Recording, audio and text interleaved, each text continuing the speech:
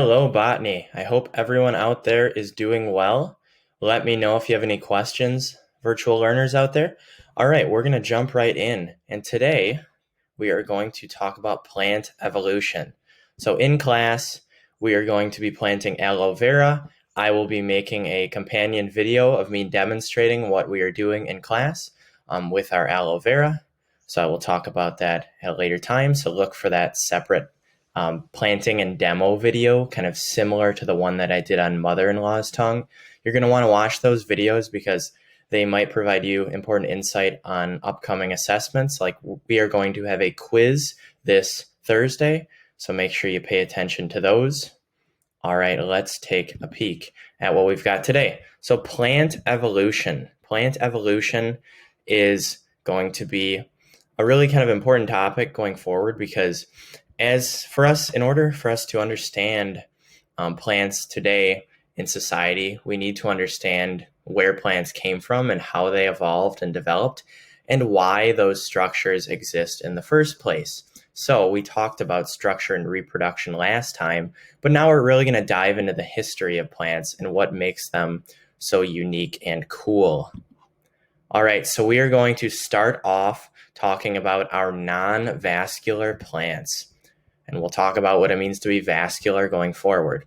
But non-vascular plants are going to be our mosses, our liverworts, and our hornworts. Now, you might not have heard of the latter two, but you've probably heard of mosses. So, more generally, non-vascular plants are low-growing, so they don't grow very tall. And the reason being is they don't have any vascular tissue, any tissue that can move water or sugars. So they have to be really small. They reproduce via spores, which we talked about. Spores are one method of asexual reproduction, of that plant vegetative reproduction. And they also require a moist habitat. Because they cannot move water well, they need a moist habitat in order to get water and hold water, essentially. So you won't find mosses growing on stretches of desert or really kind of dry rocks, for example. You would find mosses kind of being that fuzzy surface of the forest floor, however. So non-vascular plants, and as we're going to find, they are called the bryophytes group, lack roots, stems, and leaves. And this is why they aren't efficient at absorbing or transporting water. They don't have what we call vascular tissue, and that is what is included in our roots, stems, and leaves collectively. And the examples are our liverworts, our hornworts, and our mosses. So the group Hepatica, because the prefix hepatic means liver, as you might learn if you take anatomy and physiology. The group Hepatica is all of our liverworts, but mosses are the more common one. There are many more species of mosses on Earth today than there are liverworts and hornworts. Collectively, they are known as our bryophytes. Their phylum, or their taxonomic group in which they're classified, is phylum Bryophyta. And these were the first land plants. They evolved around 470 million years ago, so during the Ordovician period. So back when, if you know anything about geologic time, back when our trilobites were swimming around, fish were the dominant type of species, type of animal on Earth. So this is really marking our first evolutionary development in plants, the arrival of our first land plants. And we're going to talk about 4 of them going forward today. The first one being bryophytes, first land plants, 470 million years ago. All right, so then we get into our vascular plants. So here's a picture of a fern. And if you've ever seen ferns develop, so ferns are more common in kind of northern forest or boreal forest, like in northern Wisconsin, you would see them. So they kind of unfurl or unroll themselves, and each of these kind of separate rolled pouches becomes their leaves. So let's talk about what it means to be vascular before we get into our vascular plants. In order to be considered vascular, a plant has to have what we call vascular tissue. So what is vascular tissue? Now, in an animal context, we might think about vascular as meaning like having veins or blood or arteries that allow the movement of blood. So that is what kind of, if we would think about the cardiovascular system, it is the system of veins and arteries that send blood to and away from the heart. However, vascular in the plant context means having specialized tissue for the movement of water and sugars. And we're going to find there are two different separate structural systems, one of which is going to allow for the movement of water and minerals. That's going to be xylem, which are these long tube-like structures. And these are going to be either called tracheids or vessel elements. Don't worry so much about the terminology right now. And then we're going to have our phloem, which functions using companion cells. So our two categories, once again, are going to be xylem, which moves water and minerals. So this kind of tube system here. And this is non-living tissue, the part of the plant that is non-living. Whereas our phloem is the living tissue that moves sugars produced by photosynthesis.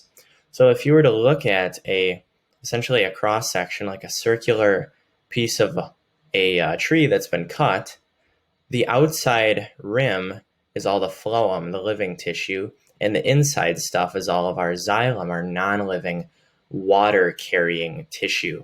But it is both essentially, and both are required to be what we call a vascular plant.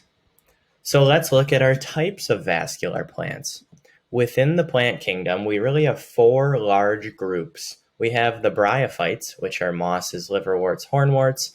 We have our seedless vascular plants, which are like our ferns and club mosses, so on and so forth. We have gymnosperms, which are cone-bearing plants that have seeds. And then we have our angiosperms, which we talked about a little bit before with our flower anatomy, that are flowering and fruit-bearing plants. So if we had to categorize these four into vascular, non-vascular, we would say that mosses and liverworts are non-vascular, and the rest all have vascular tissue. But each of these groups within the vascular plants are going to be a little bit different, and we'll talk about those. So first, if we start with our seedless vascular plants, this is our phylum Pteridophyta. We are going to talk about our club mosses, our horsetails, and our ferns. These were the first ever plants to evolve vascular tissue. So while our mosses were the first ever land plants, these ferns and company were the first ever vascular plants. So that's really important. So that is going to be our second evolutionary development in plants. They evolved around 420 million years ago, so kind of at our tail end of our Ordovician, starting that Devonian kind of period. Fish were still rather dominant. Examples of these: ferns, horsetails, club mosses, and whisk ferns, so varieties of ferns. Among these, the ferns are the most common that are still around. These other ones, some of the other ones went extinct long ago. However, although they are vascular, they do not have seeds or flowers. So they are not flowering plants like our angiosperms. They are not seed-bearing plants like our gymnosperms. They reproduce via spores, and they actually have flagella, or I should say actual sperm that float around with these tail-like things called flagella. They actually have to go and fertilize an egg and move, similar to what you would see in animal reproduction. So it's a very unique kind of thing. So they use spores, which are, remember, an asexual structure. And essentially this group is composed of almost 12,000 species of pretty much ferns and what they call fern allies. Not like the ferns are fighting a war or anything, but essentially they're similar to ferns. And over 2/3 of these are tropical. So the ferns you would see kind of in northern Wisconsin would be kind of a rarity because most of our ferns and fern allies are found in the tropics, and they get really big. Pretty cool if you ever get a chance to see them. All right. So moving on to our third evolutionary development.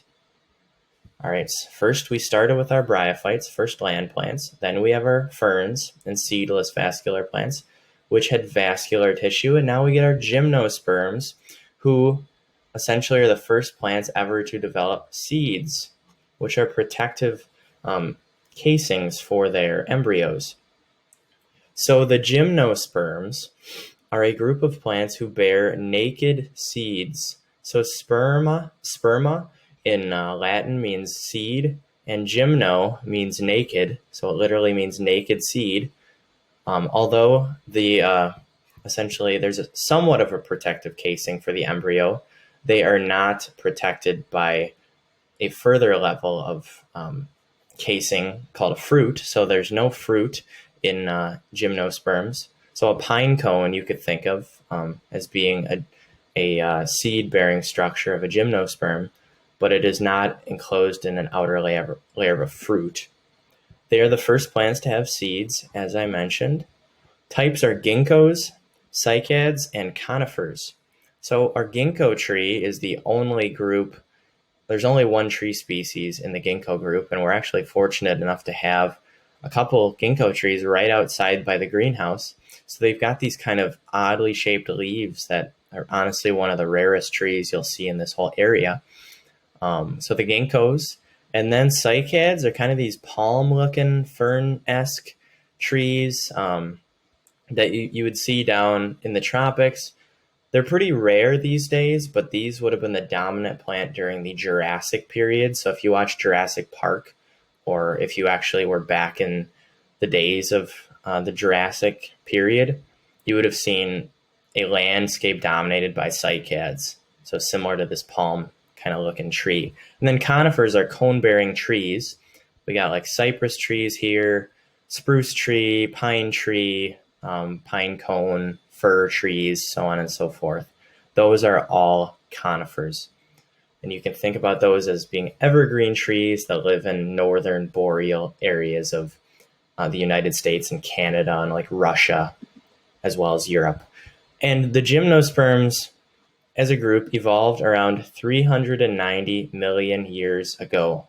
So still quite some time ago.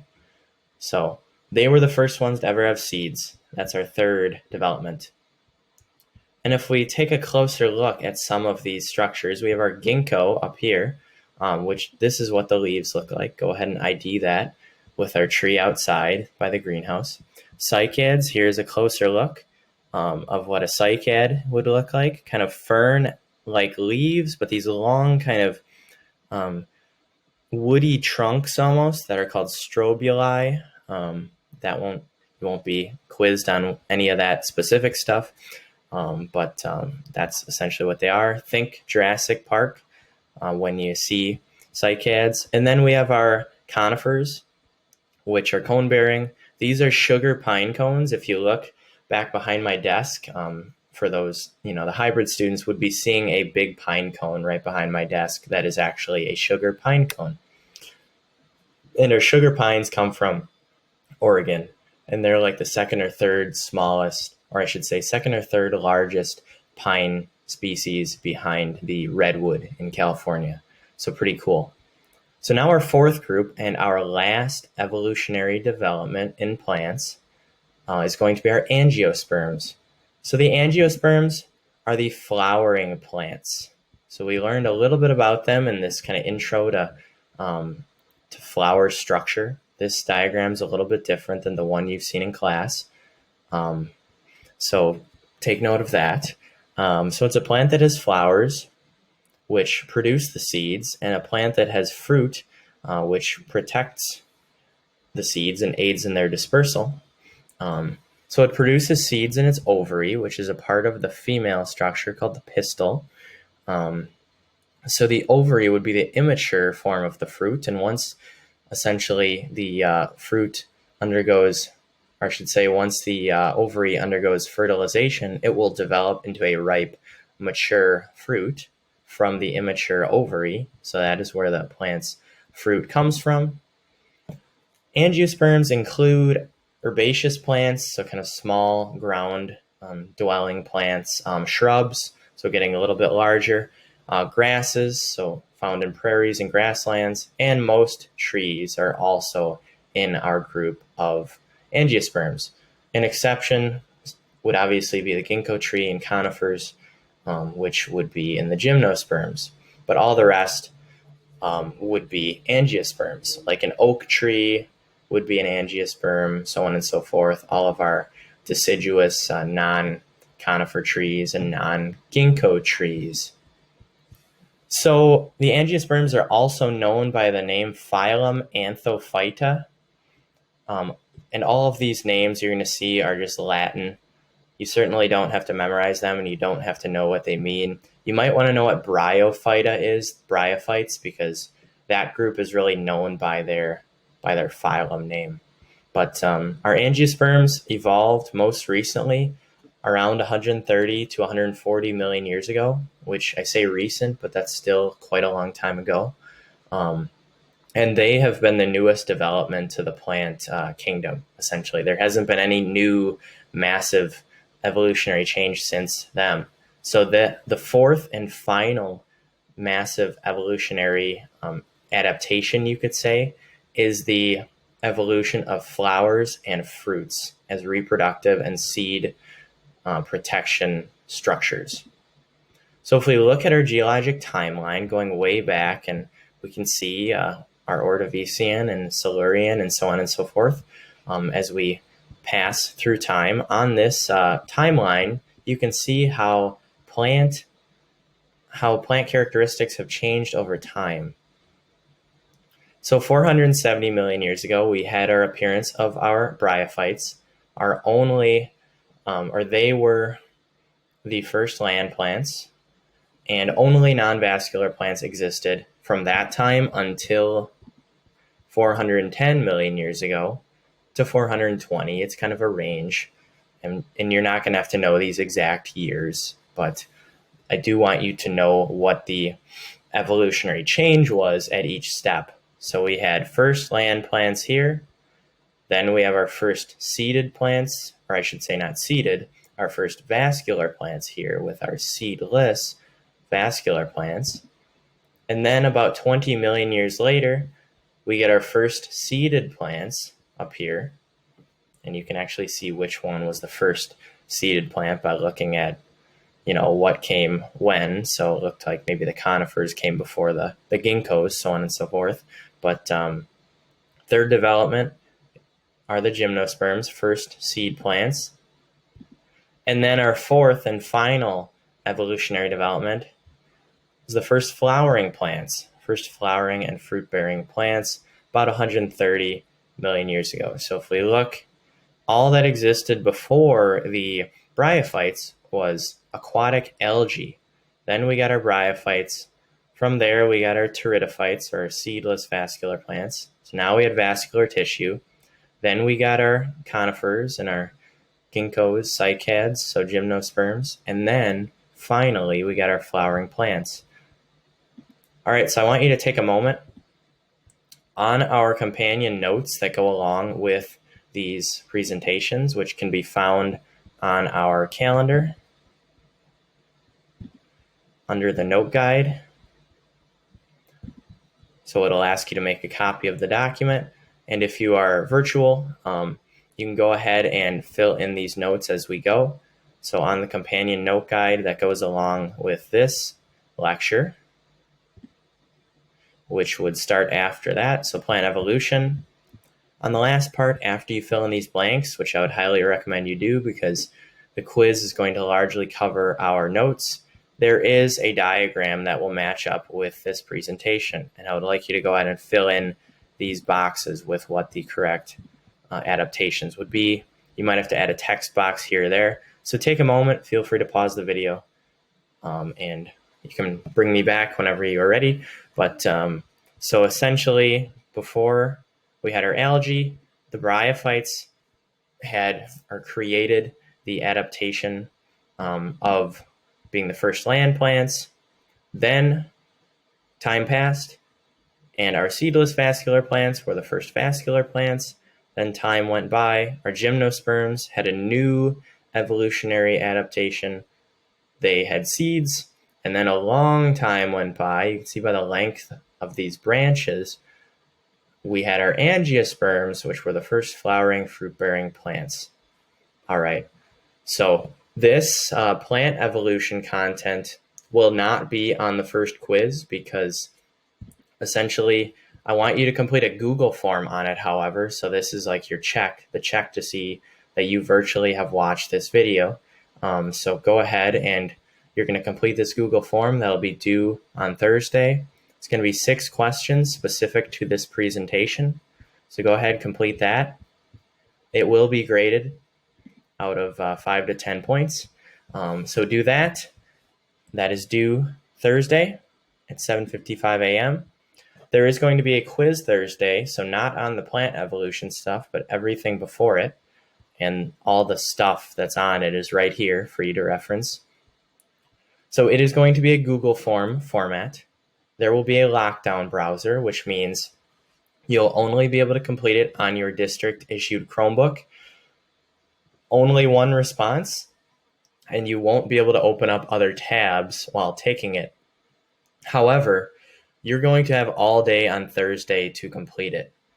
Because we do not have class on Friday, only half of my hybrid students will come in on Thursday and the other half wouldn't have class on Friday. So I just decided everybody's going to take it on Thursday and you have all day to take it. So you can reference your notes when doing this, and I would recommend doing so. So the topics covered are going to be the first 2 notes presentations. So living v non-living, plant reproduction, which are covered in really these first 4 pages. So living v non-living, all these notes you would have gotten already. An intro to plant structure and reproduction, these notes as well. And then plant evolution would be on the next quiz, which we'll cross that bridge when we get to it. But that is the main component. However, there will also be questions relating to the parts of the flower diagram, which if we see what that is, know this diagram. Definitely know this diagram. There will be questions on that, and I will pick between 1 and all 7 of these words to quiz you on. It'll be clear where the arrow is pointing, so just make sure that you know all of these words relating to flower anatomy and how it relates to reproduction, please.